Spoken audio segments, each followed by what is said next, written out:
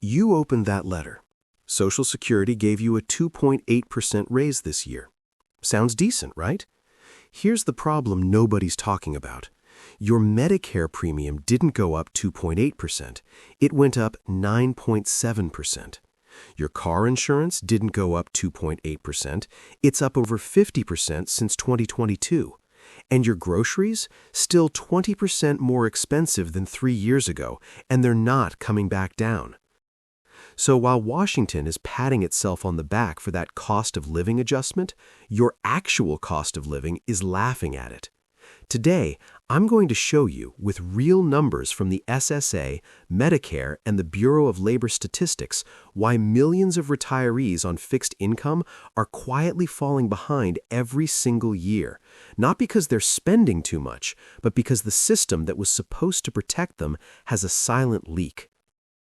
Stick with me for the next few minutes, because I'm going to walk you through something most financial channels completely ignore.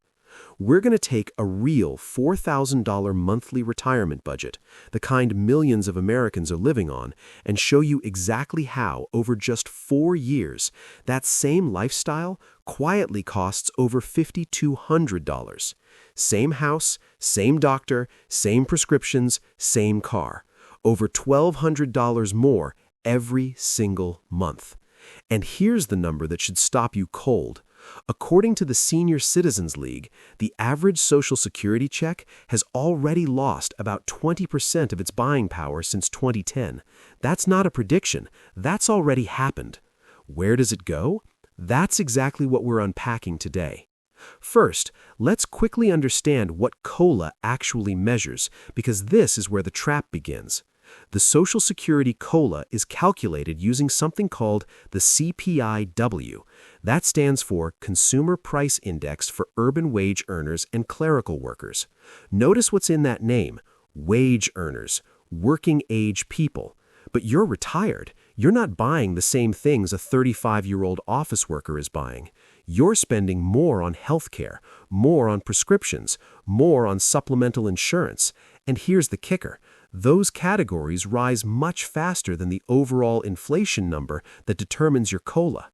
Congress has debated switching to a different index called the CPI-E, the Consumer Price Index for the elderly, which would more accurately reflect what retirees actually spend, but that switch has never been made. So right now, your annual raise is calculated based on what someone else spends. It's like measuring how hungry you are by asking someone else what they ate for lunch. Let's get into the actual numbers. This is the part you'll want to screenshot. Imagine a typical retired couple in 2022 with a combined monthly budget of $4,000. Here's how it broke down, and here's what those same expenses actually cost in 2026. In 2022, this budget came to roughly $3,700 a month. In 2026, that exact same lifestyle costs $4,555 a month. Now, your Social Security COLA over those same 4 years: 2023, 8.7%, 2024, 3.2%, 2025, 2.5%, 2026, 2.8%. That's a cumulative income bump of roughly 18%. Your costs went up 23%. That 5% gap doesn't sound massive until you realize it's compounding every single year on top of the previous year's gap. And remember, this is the average. If you live in Florida, Texas, or California, where insurance repricing has been most aggressive, your real number is significantly worse.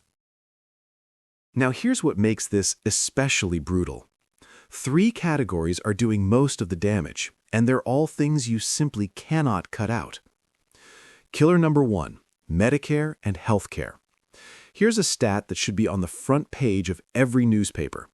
2026 is the 3rd straight year that Medicare Part B premiums rose faster than Social Security's COLA. The 2026 Part B premium hit $202.90, a 9.7% jump in a single year. Your COLA was 2.8%.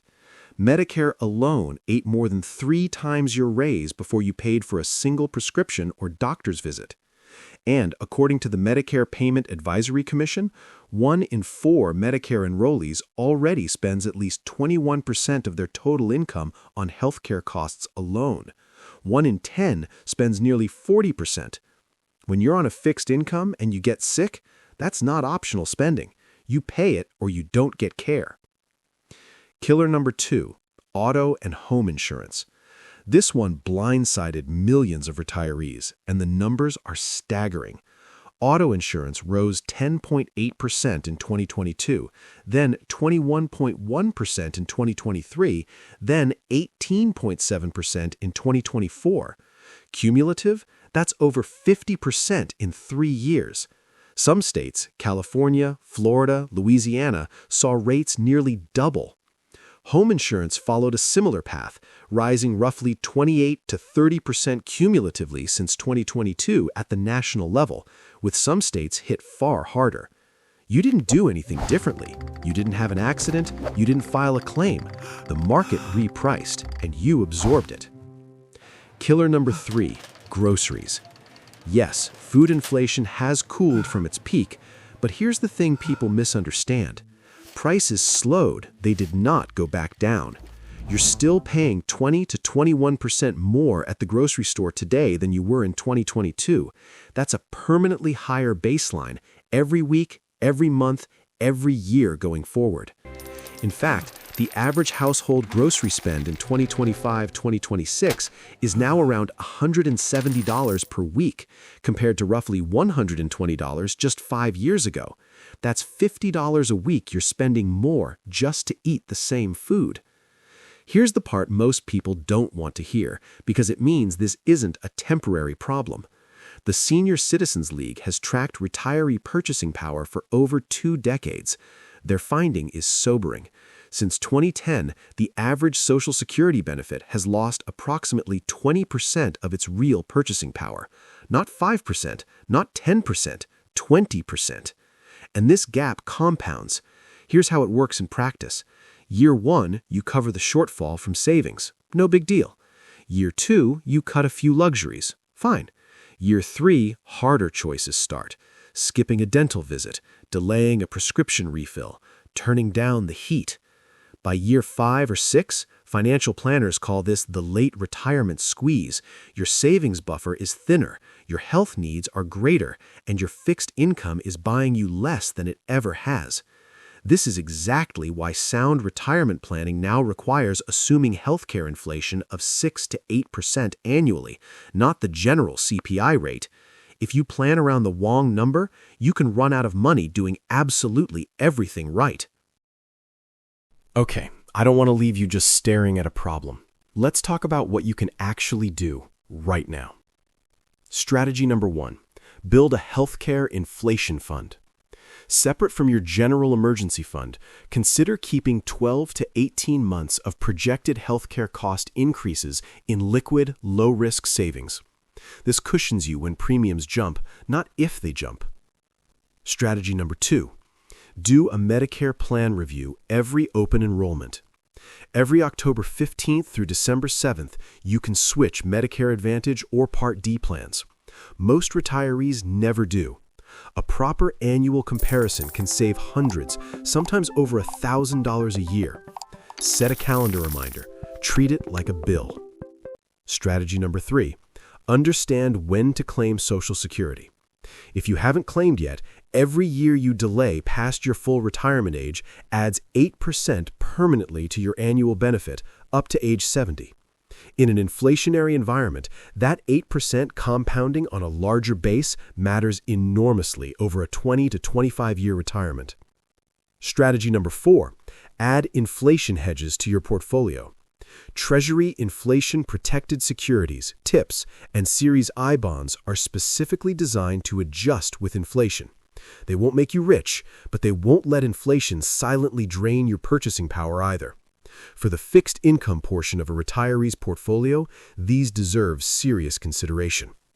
Strategy number 5, build your personal inflation rate. Stop planning around the general CPI number. Build your own inflation rate based on your actual spending categories. If healthcare is 25% of your budget and rising at 7%, that category alone adds 1.75% to your personal inflation rate before you factor in anything else. Knowing your real number is the first step to planning around it. All right, let's call to action. A 2.8% COLA feels like a win until you run the actual numbers. Medicare up 9.7%, car insurance up 50%, groceries up 20%, and a cumulative 20% erosion in buying power since 2010. The system isn't broken, but it was never built for the world we're living in right now, and that means you have to build something better for yourself. If this video helped you see your retirement budget in a new light, do me one favor.